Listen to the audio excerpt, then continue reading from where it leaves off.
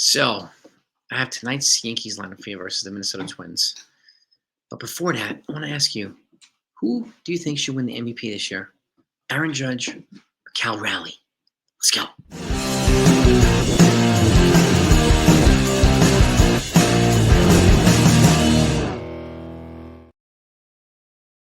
What's going on, everybody? Hope you're doing well. So, I have tonight's Yankees lineup for you. But first, I want to ask you, who do you think should win the MVP this year? And there's two players that are having out-of-worldly years, right? And I'll give you the stats. And again, if you're a baseball fan, you're a Yankee fan, just make sure you subscribe to this channel if you haven't done that yet. I thank you so much for it. And if you want to be constantly kept in the loop of everything, you want to be at the front of information as it comes in, make sure you hit your notifications as well. Just turn them on. I'll take care of the rest. I thank you for it. Now, Cal Raleigh from the Seattle Mariners. Here are his stats, okay? In 549 at-bats this year, batting .244 with 54 homers, 115 ribbies, 14 steals. He has an OPS of 936. His career OPS is 792. So he's about 140 points higher than his career norm. So he's having an outer-worldly year, obviously, right? And his WAR is 6.2. Pretty darn good year. Now, Aaron Judge, even though he's missed some time with that elbow injury, okay, 501 at-bats, batting .325, 81 points higher than Cal Raleigh. 48 home runs, 102 ribbies, 11 steals, an OPS of 1126 over a career high of 1024. So he's 100 points higher than his career norm as well. Another out-of-worldly year. But then it's becoming more of a norm for Aaron Judge. His WAR is 8.3. Okay, 2 points, full points higher than Cal Raleigh. Okay, now both are having tremendous years. There's no doubt about it. To me, WAR is representative of the players' impact to the team. And I think Aaron Judge has impacted the Yankees more than Cal Raleigh's impacted the Seattle Mariners this year.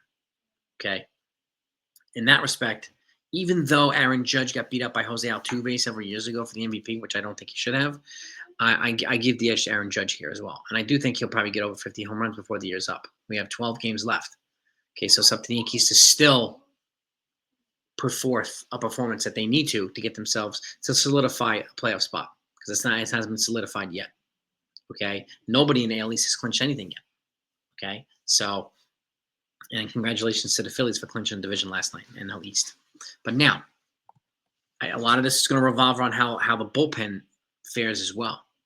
Okay, the bullpen, for the most part, I've talked about this as well, and a lot of them are gassed. Okay, and particularly somebody like Luke Weaver. Okay, and I'll give you some stats on him as well. Okay, Luke Weaver this year, 3-4 with a 3.97 ERA, 58 games, 59 innings pitched, okay, and 66 Ks. Last year, he had 2.89 ERA and 62 games, 84 innings pitched with 103 strikeouts. So he's trending towards that direction again, Luke Weaver. And again, the year before that, he had 14 games and 14 innings pitched, excuse me. So the cumulative effect of the last 2 years could be catching up to Luke Weaver. Could be. And the fact of the matter is that our starters, for the most part, with all the injuries that we've had not given enough length. I went over this the other day. I did a breakdown. Max Fried's only pitcher that was averaging at least 6 innings per start. Carlos Rodon, 5.12, 5 2/3. Will Warren, under 3. Clark Schmidt was averaging about a little over 5. Garrett Cole's not even here. So, and with some of the other guys that were here, Marcus Stroman and Carlos Carrasco, the Yankees have had to rely more on the bullpen. So we need the bullpen to kind of get better and be a little bit more productive in the next couple of weeks in order for the Yankees to be, solidify a playoff spot. I think they're not mathematically eliminated yet for winning the division, but it's going to be a long shot for winning the division. Yankees would have to win most of the games. The Blue Jays would have to lose most of the games. And I find it pretty unlikely that that's going to happen. Okay?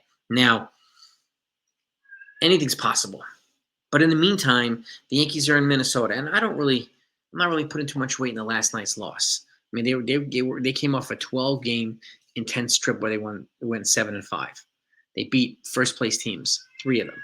Okay? No, excuse me. They won the series against 2. They lost series against another first-place team, and then they beat the Red Sox. So they won 3 out of 4 series against teams over 500, where most of the fans are saying they couldn't win any of the series. So they outperformed expectations by a lot of people, which is good.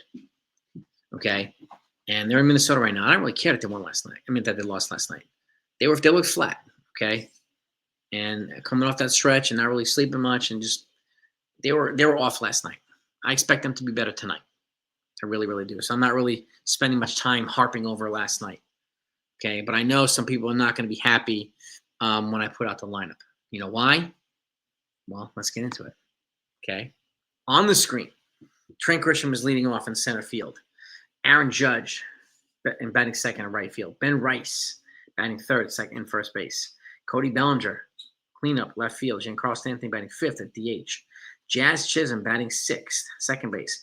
Ryan McMahon batting seventh at third base. Anthony Volpe's back in there, batting eighth at shortstop.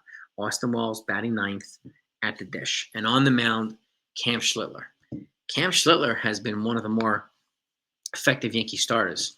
The Yankee starters in the second half of the season are ranked fifth in baseball with the lowest ERA, just over 3, about 3.05 ERA from the starters, not the relievers. So hopefully we can get another productive outing by Cam Schlittler today. And with the teams that they're going to be playing for the rest of the way, the Twins now, and then they do go to Baltimore. And keep in mind, this is an abbreviated Baltimore team. Last time the Yankees played Baltimore, we were getting beat up by guys like Ryan O'Hearn and Cedric Mullins, right? And some of their relievers. They traded all these guys. They're not there now. So this is a different Orioles team. So the Yankees do have a better than average chance of winning the series against the Orioles too. So it's just something I would keep in mind as well. I expect the Yankees to win this series, but there's 2 more games to be played. Okay? You let me know what your thoughts are in terms of the Yankees. And the fact of the matter is, keep in mind too, I know a lot of folks are upset that Jose Caballero, I get it. But Jose Caballero has never been a starter full-time for a season at the major league level. So, if they're going to do something like that, they're going to have to ease him in. Okay? So I would expect if Volpe doesn't have it today, he probably sits tomorrow, and Caballero comes back in there. So to keep in mind too, if they want some speed or something else, they can sit Ryan McMahon if they want to do that. Third base, he plays multiple infield positions, Caballero. So that's another feature about him as well. So, but I like that they're playing Rice at first base over Goldschmidt. And Wells at the dish is better when Rice is at first base, when they're both in the lineup. I like Goldschmidt, but Rice right now is solidifying that position to be the heir apparent to the first base for next year. But with that said, and hear me out here, I do think the Yankees are positioned to win the majority of the games. They could still come close to matching the 94 win total next year, but I don't really care if they don't. They have also identified a blueprint on how to beat teams like the Blue Jays, how to beat teams like the Tigers, the Red Sox, and the Astros, because those are the most likely teams that they're going to be facing in the postseason, right? So to me, they have a blueprint. Now they have to actually execute the blueprint, right? No doubt about it. But in the meantime, I would still continue to figure out ways to deploy Caballero and Ahmed Rosario and even Austin Slater. Give these guys some playing time. Rosario's been quite productive when he's playing. Austin Slater needs some more playing time because he came off an injury as well. So I do think the Yankees are in a prime position. And with Cam Schlittler on the mound tonight, I feel better about them having a good game again. And again, they didn't use a ton of relievers last night, but Luke Weaver's the one that got hit the hardest yesterday, right? Camille Duvall, again, was decent, was solid. And I do think if he continues to work on, identifying or locating his cutter and his release points, he could be a more effective reliever. So I do think an offseason and a full spring with Matt Blake and the rest of the Yankee pitching crew, I think he'll be better next year. And Jake Bird as well as David Bednar. David Bednar was clearly the key bullpen acquisition for right now, at least for the Yankees. But I expect the other 2 guys to be productive as well. Okay? But that's the lineup. Okay? Give me your take. What would you modify? I know a lot of people were not happy with last night's lineup either. I know a lot of people are going to be unhappy that Caballero is sitting for Volpe. And like I've said recently too, I'm like, if Volpe's not feeling right, he's not right, I would not hesitate to sit him. Put him on the 60-day IL, just get him off the 40 and put somebody up here to protect him from the Rule 5 draft. So that's going to happen after the season as well.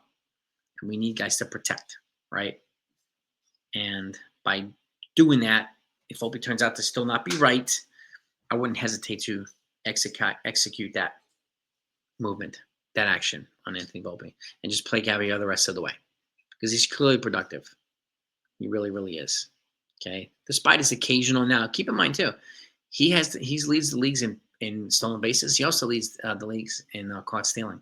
So he's very, very active on the base paths, and you could see how he was picked off last night at second base, trying to steal because the lead was too big, and the guy turned around and got him at second. They had him in a rundown. Yep, but that's not the only thing that the Yankees had. The bats just looked flat last night. I do think today they attack earlier, then they'll be in a better position to beat a Twins team that does not have Carlos Correa now, right? In the Yankees. Now he's hitting them from the Astros. So let's get into it.